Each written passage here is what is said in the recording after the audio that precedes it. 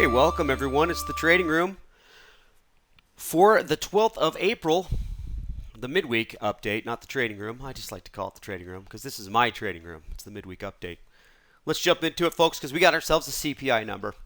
I'm going to give my 2 cents. You guys can go ahead and please share your trades along with us. Take responsibility for the outcome, and we can all benefit from it. Okay, so what happened? Well, real quickly, the markets hesitate at bullish levels going into today's CPI number. I talked about this on Tuesday. We brought it up on Monday as well. We figured after a pretty good move into the Easter weekend that the bullishness would carry over, and it did. It absolutely did. But today, it was a little bit hesitant.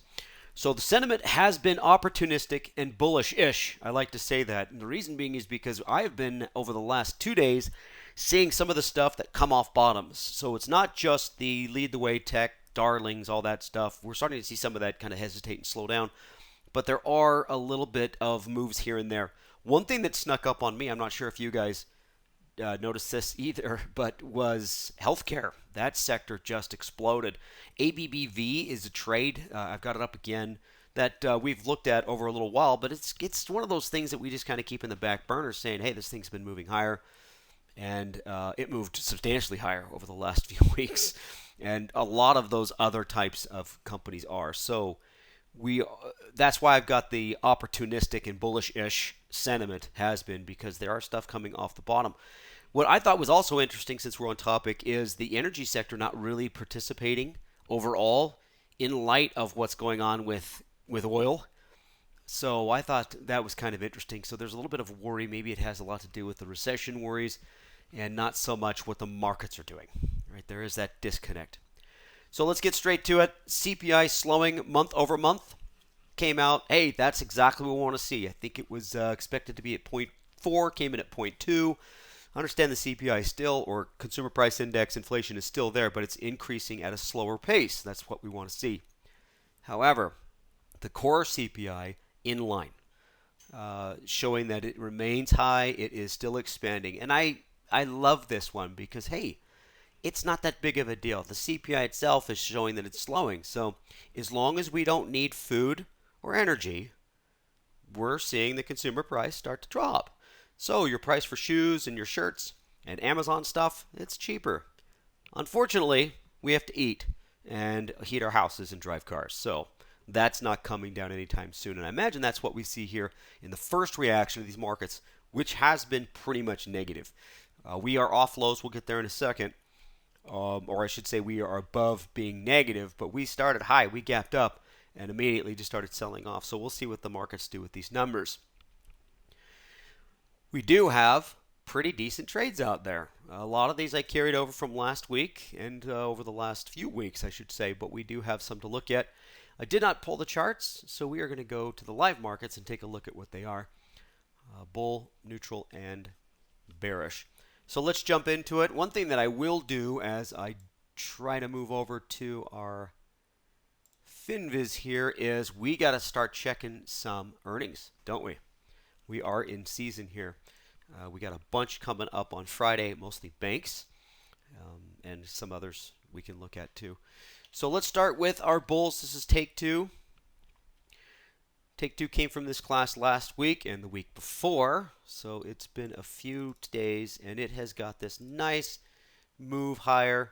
I still love it. I still think it's good above the 120 mark. It's been a little bit push-pull when it comes to the way it gaps and goes up, then gaps down and goes up. But it's in the right sector, the communication services. It's in a really good area for growth and expansion, and it just seems like it's going to hold in there. So let's keep that on the back burner. If you guys are in it, great work. You might be looking to sell maybe another call against it if you're diagonalized or butterflies. Looks like they're going to come in right around that 120 mark in the next few days if they do expire. But if you got the 21st of April, you got another week. I just like it as a +1 trade here. Still looks really good. Let's get to ABBV since I was just talking about the healthcare sector.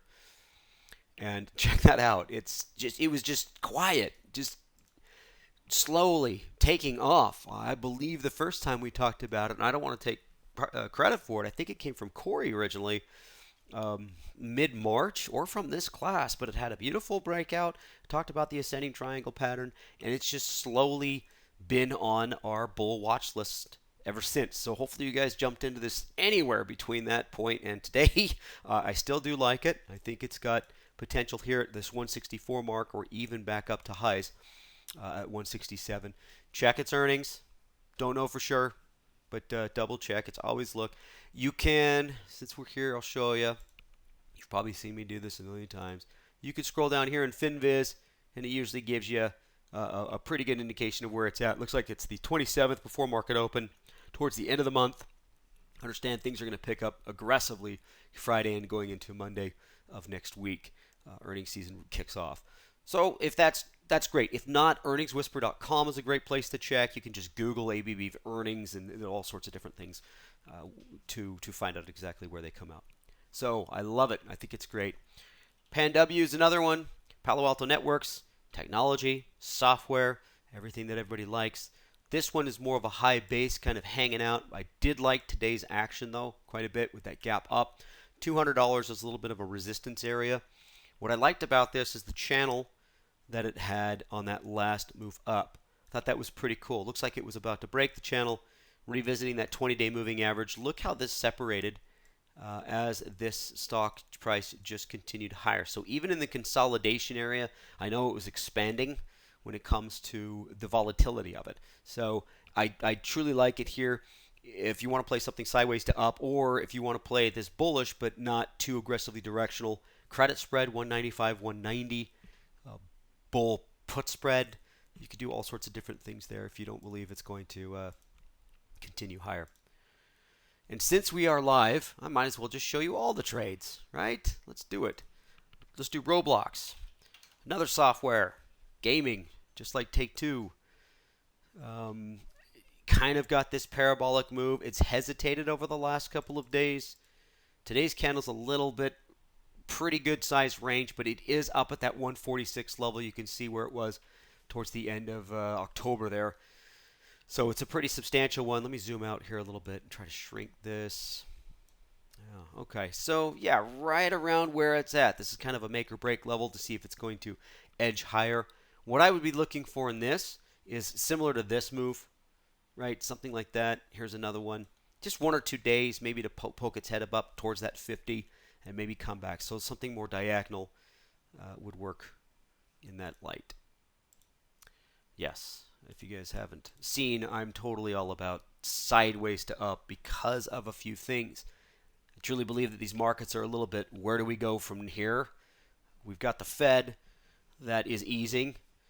May quarter point might be on the table because the core is in line. It hasn't come down.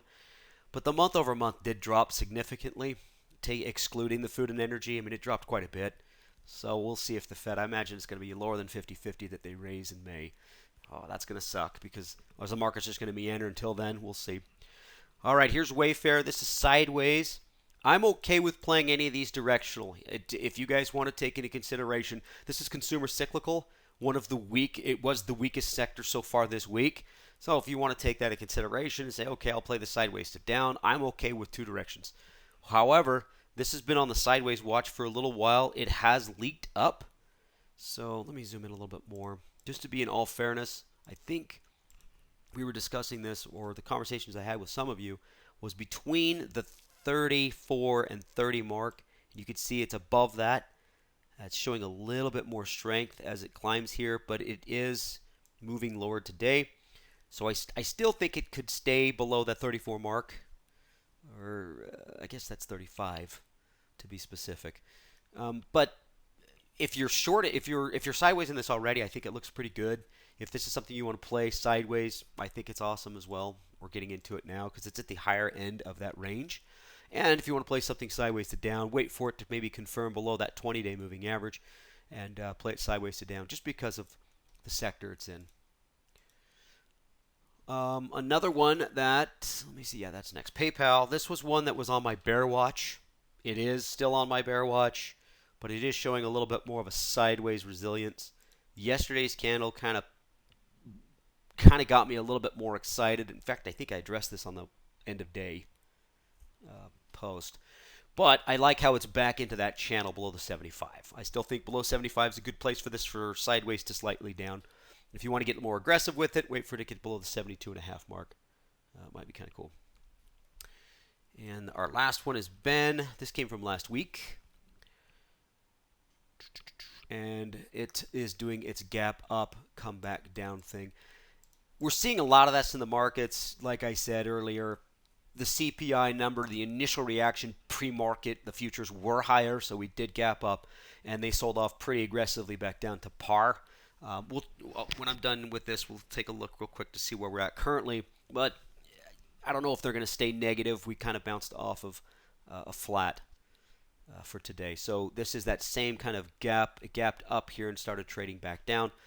If it can stay back in that area, then it is still feasible for sideways. Once again, I like this, though. Financial, kind of one of the weaker sectors, the ones that are a little bit worried about. It's going to be interesting to see what some of these banks do. We've got some big ones, JP Morgan's, Wells Fargo. I got a list here coming up. Okay, so let's get to the bearer trades. ADT and ADP are both ones that have been on and off my bear watch for a while. ADT, I like it. It's back on because it looks like it wants to roll over again, doesn't it? So this is super cheap, but it's going to be volatile because it doesn't take much to gain a lot of percentages. I would suggest max position size on this, regardless of what you do. Probably target this with straight puts if they're readily available. So I just like it. Geez, you could even short the stock here if it's also available. Sometimes they're non-shortable when they get lower like this. Here is another one. This is Delta Airlines. This has earnings, I believe, tomorrow. I believe it's got earnings tomorrow, so keep that in mind. We could play this sideways to down. We do have some raising fuel costs. That affects the bottom line of companies like this. We have a consumer that might be tightening up, maybe not traveling as much. So far, that's not the case. But very interesting movement today, right? It's traded all the way below that 20-day moving average and has come right back. And I imagine it's because it does have its earnings. I don't know if it's tomorrow morning or tomorrow afternoon.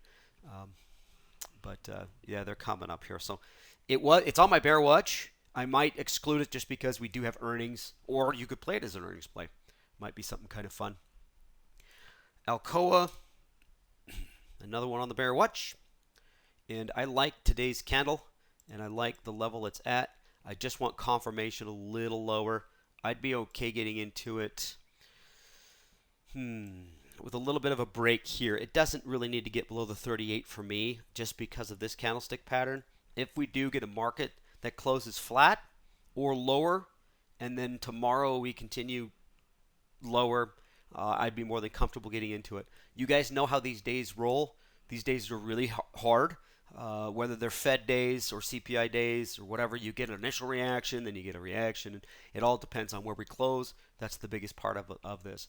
But this one almost looks a little bit ready to trade. Now, Alcoa, let me scroll down, is usually one of the first to announce.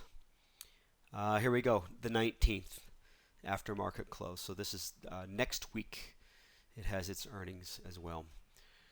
All right. You know what? We've only got two left to look at, so let's do it. BMXT. This is one I believe Rob was talking about. Did I get that right? BXMT. Excuse me. BXMT. This is a mortgage company that Rob was discussing on Friday's class. If not, it was on Monday. But I just love the pattern. Let's zoom in on it. A little bit more inexpensive, something you might want to do just straight shares of stock if you could. But I just like this channel. I like this slope, and I like if that 17 doesn't make it, might be a cool opportunity to move to the downside. Awesome. Last one, Hasbro. I believe it's Hasbro. Yep. Good candlestick. It is above that 20-day moving average. I like this. I'm reluctant. I'm thinking that if the consumer slows and this has some bad numbers, it could slip. It has me a little bit worried. These are higher lows, right? And it did put it above its 20-day moving average. However, from here to here is a little bit more ominous. The selling is pretty big today. Let's see where it closes, right? You've heard me say that 10 times already.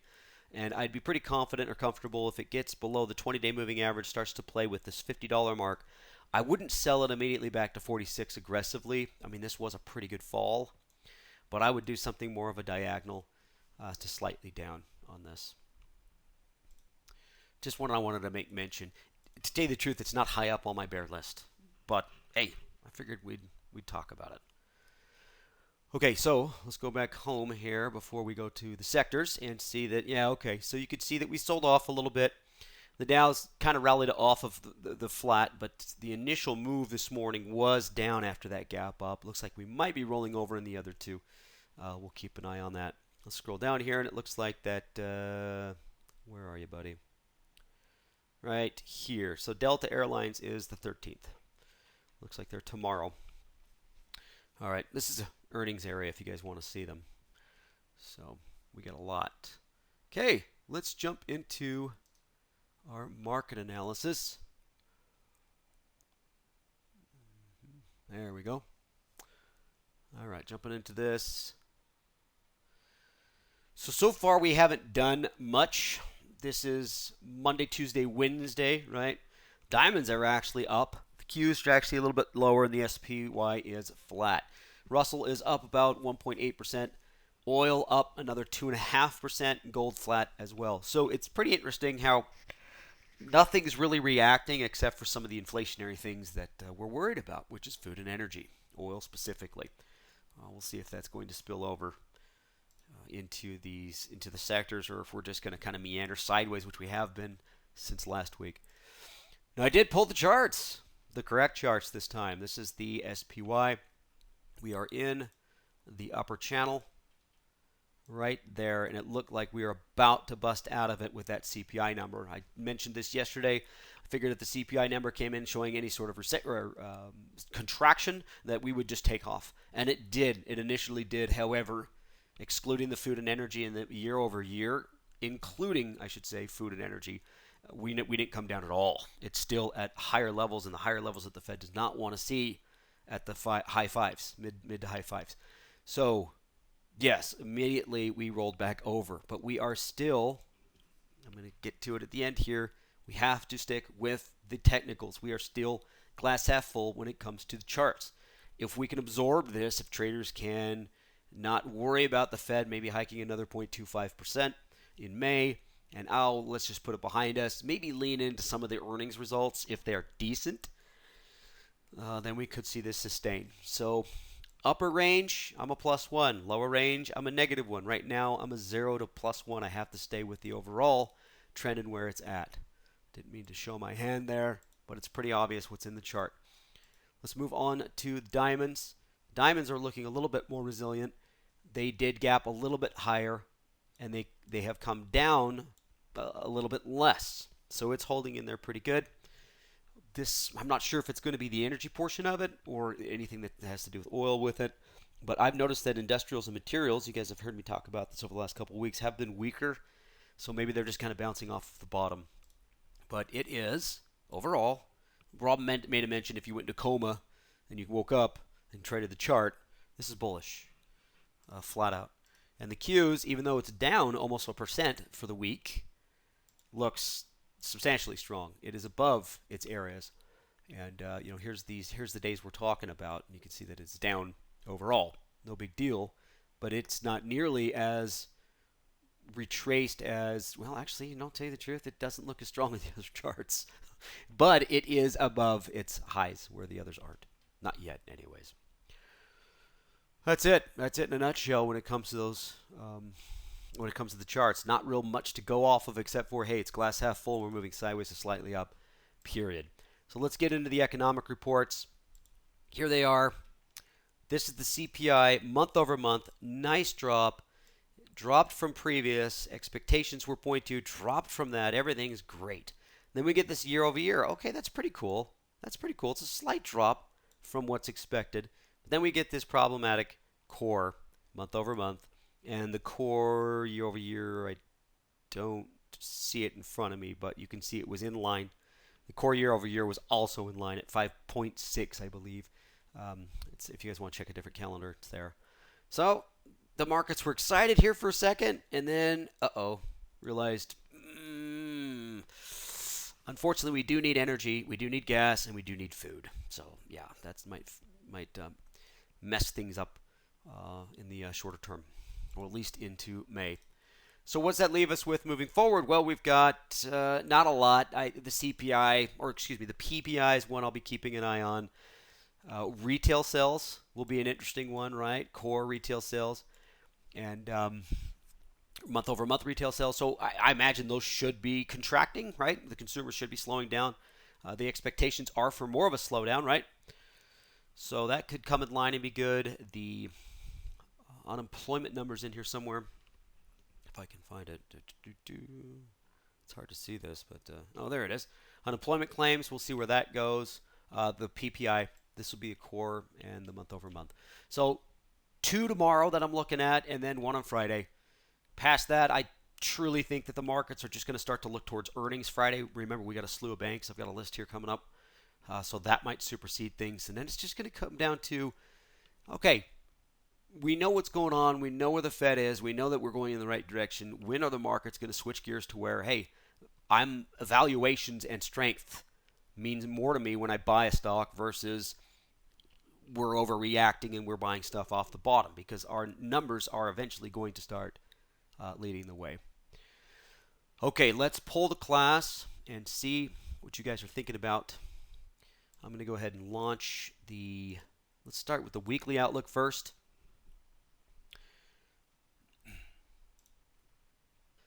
So let's tally the votes here, close the poll, and share. And as you guys can see, we are 54% sideways, 38% +1. So thinking that we are going to consolidate and maybe bump up through the rest of the week. And that very well could happen if we digest the numbers of the CPI and realize, look, that month-over-month fell pretty aggressively, right? Even though energy and food are the main drivers of inflation, and it's flat. You know, one thing that it's not is up. I thought that was pretty interesting. Okay, so let's do another poll here. Let's do the monthly outlook. Okay, 93% voted. Oh, it switched over. Dang it. 100% voted. Right before I said dang it, 100% voted. Let me close and share the poll. Is every single one of you guys it was at 21, 21, 21 across the board for +1, 0, and -1. You can see it switched a little bit. Somebody jumped in and hit that -1. So pretty much exactly flat. I mean, 29% at +1, 36% -1, 29% at 0. Pretty much expecting to be flat. So a little bit of a move to the upside for the rest of the week is the expectations. But over the month, pretty much just kind of staying where it's at. And I could get behind that as well. It makes total sense because of just because of trying to digest that number and going into earnings. Cool. Thanks, everybody. So, yep, I'm right with you. I'm a 0 for the week and a +1 for the month. So just opposite of you guys. And the reason being is because I just think we kind of push and pull until we get these numbers digested, and then we get into earnings. And the reason why I'm +1 for the month is flat out. It's above its averages. It's above 2 support levels. It is pushing up into its next resistance. I'm just doing the S&P chart. And so I have to be +1. I'd like to be 0, but I'm just going to be +1. So we're not too far off from each other. That's great. Okay, let's do a quick sector analysis. Summarize slide, and then we'll go out and take a look at some trades. How many people have typed some in? Yeah, we got a handful here to take a look at. So what is leading the way? What is behind? What is going on? Well, let's take a look at it. Utilities, 3.63%. Consumer cyclical down 2.3%. Technology down 1.55%. You guys saw that the NASDAQ was actually down 0.87% Monday, Tuesday, Wednesday. Had the most to give, but it is above its highs from last year into new highs. And just kind of sitting there. So utilities dropped a little bit. Healthcare, strong. Energy moving higher. Pretty interesting. It's just I can't get too much out of it. I'm just going to stay what's weak and try to beat it down, and then stay what's strong and try to trade it up, right? So here's the utility sector. This, by the way, this is the second week in a row utilities has been the strongest. And you can see, I truly believe it's just the move that it's had off the bottom. This is last week when we talked about it. This is this week when we're talking about it. and it's just a strong bounce off the bottom. However, I did not expect it to continue as high as it did. I would imagine that it would at least hesitated at one of these resistance levels, and it looks like it's maybe starting to hesitate at back in this area.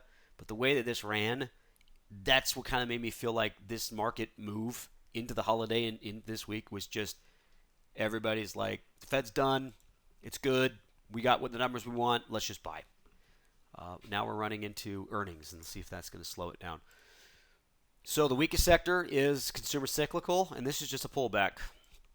I don't know if it's going to continue to be weak. I don't know if we get some of these retail stores or retail companies to announce and project weakness for an economic slowdown, stuff like that. We did see that the consumer price index is actually slowing in that sector, which means maybe prices are coming down. Maybe the bottom line is some of these companies will get hurt. But it's not ready for me to run to the door and panic and just sell completely out. Right? This is still above its moving averages. They are crossed. The 20, 50 are flipped, but then again, so is it. It's the same way in the SPY. So we'll see if it's going to hold here or if it's indeed just kind of roll over. But it is definitely the weakest for the week.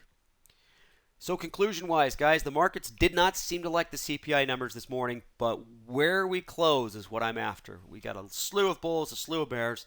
I want to throw some darts. I've got some traits that aren't doing much. But if I can get a little bit more of an inkling on where we go, how we close, if it's the year over year and that inflation has come down with the core, or if it's the optimistic month over month falling dramatically, showing that, hey, at least the short-term stuff is coming down. So sentiment, like I say, it was opportunistic and bullishish. Now it's hesitant, and technically it's still bullish. So we'll see. It just needs to get absorbed. We'll see where the markets go, see if the resilience comes back in and we go up, or if some pessimism comes in with some bad news and bad earnings, and we start to fall. Economic data, PPI, unemployment claims, and retail sales, that's what I'm looking for.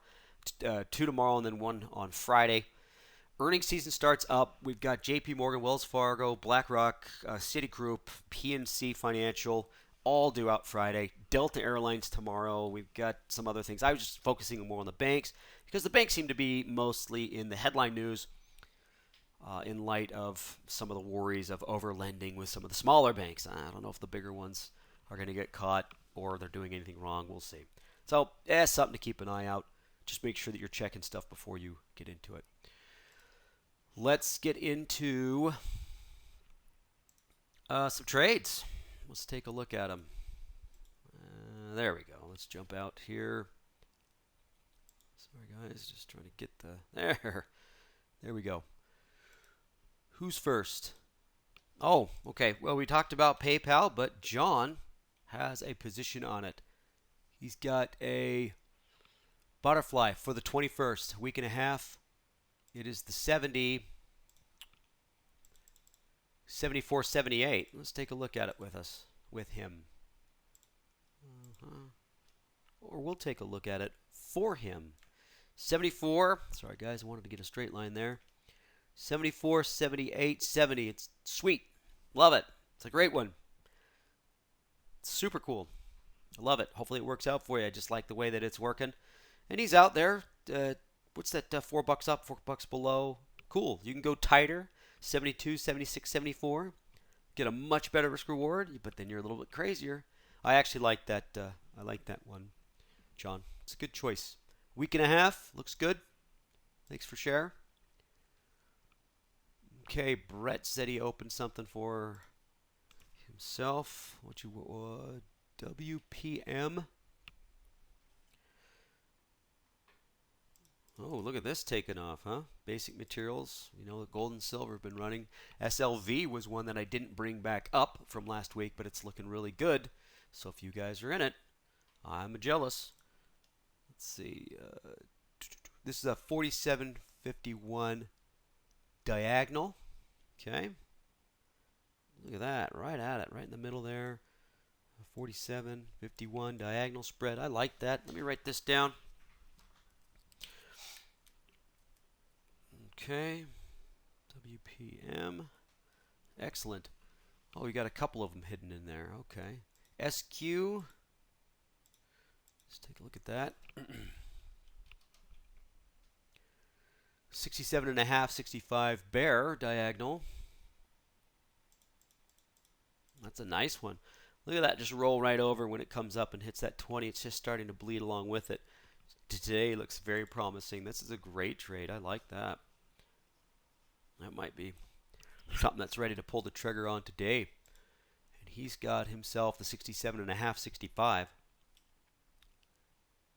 Look at that. Hopefully it can stay above the 65, but if not, that's fine. Yeah, 67.5, about right there. Okay, that's not bad. Cool. So anybody that wants to get into this moving forward, maybe the 62.5, right? But I like it. You're sitting in a great spot, Brett. All right, I see another one hidden in there. Dash. And that's fine. If the SQ goes below the 65, he'll close the whole thing and still make a ton of money. That's great, Brett.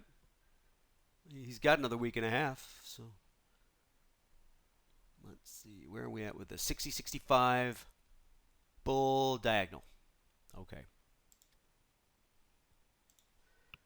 Zoom in first. All right. Okay. Not the best candle today, but it's still holding in the pattern. That's why you diagonalize it. Looks like he's got it into weekly shorts. All long positions expire May 19th. Okay, so his back leg, his 60's got May. He's got all day. You can play this thing. Let it do what it wants. Okay, I like it. I'll put Dash down as the bull. Nice. Thanks, Brett. All right. Felix says that Apple. Well, not the Apple, right? The ticker symbol, Apple. Whoop, whoop, whoop. Maybe I can get my fingers on the keyboard, folks. Looks pretty strong with a pullback. Hammer candle at the 20. Absolutely. Yep. A lot of these are like this. There's a lot in bull pullbacks right now, guys. Let me put that down. I don't share these because I like to share the ones that are close or not, if not triggering, but there are slews and slews of trades like this in this sector specifically. Thanks, Felix. But yeah, he's thinking about a bull call spread of 160, 170 until maybe May, right? Until 3.5 weeks out. Sure. Look at that. Big one. I like the $10 spread on that too. Might as well bite off a big chunk. It is Apple. Pun intended, right? Bite off the apple. Okay. Ha ha. Okay, Apple got it down. Thanks, Felix.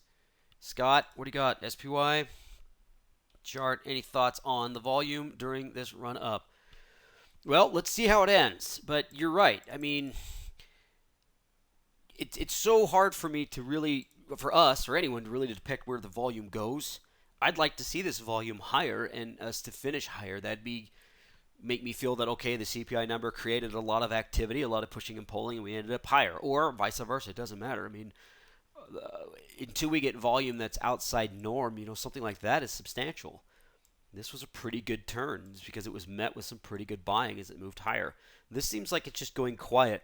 And thanks for bringing this up, Scott. A lot of the reason why you say, hey, we've been optimistic or bullish-ish, opportunistic and bullish-ish going into the holidays. The Friday was closed, a lot of inactivity, but there was not a lot of selling. Usually when you have inactive markets, you get pretty good moves to the upside or pretty drastic falls, meaning there's no one there to buy it or there's no one there to sell against it. And in this situation, it didn't. It just sat sideways. So there's a lot of hesitation, and that's why I brought up that word as hesitation.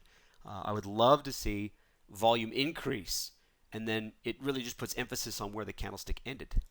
That's why I say we got to see where we close. I see where we close first, immediately look down to see if it was worth a crap, right?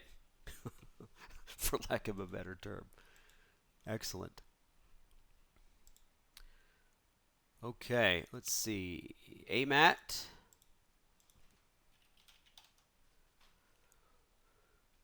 Butterfly 12, 18, 24. Let's take a look at this map. Okay, draw some lines here. Oh, geez. Got to hold down the shift key to get a straight line here. Sorry, guys. What is that? 12.18. Gonna make me go in between, aren't you? Okay. Just gonna target back up to this median here, right? I'm okay with that. Boy, it looks like it wants to roll over. Today kind of was a bummer. Yesterday didn't look too bad. Let me erase these. 18. I'll tell you what, if it holds this, I'd be fine with it. The day's not over yet. The day's not over. And back what Scott was saying, take a look at this. You know, we'll see. There's still a lot of day left. But Matt, if you could get this candlestick to even close back up to where it was yesterday, I'd be a lot more comfortable with that one. If it rolls over and falls, you might be into something a little bit more bearish. But where it sits right now, it's not bad. It hasn't broken. This is going to be your kind of your panic area, or I shouldn't say panic, or adjust area. If you're into the abandon or adjust, which I know you're not, which is fine. You should just leave it. But we'll see where it goes. Let me put that down as sideways. Boy, this was a bull. Seriously. Last week, wasn't it? I think right before this action here, it was hanging in there pretty good. Let's see if it can't climb its way back up. Thanks, Matt. Let me put it down. Hey, Matt. I'll put it down for sideways. Okay, HRL. John, HRL. What do we got on this? A 41.38 bear put spread. Okay. Debit, right? 41.38. See if I got that right. That's right, for a week and a half. Easy. Slow and steady. It might play this game with you for a little bit. I do like the last few days though. Boy, that's just consolidating. Let me do something real quick. Just in case. March 2nd. We'll have to check when those earnings are. But even then, a 41.38 would be a great place to be on an earnings play if you wanted to see if it's going to go down. I don't mind that one. I don't mind that. Let me write that down as the bear. HRL. Thanks, John.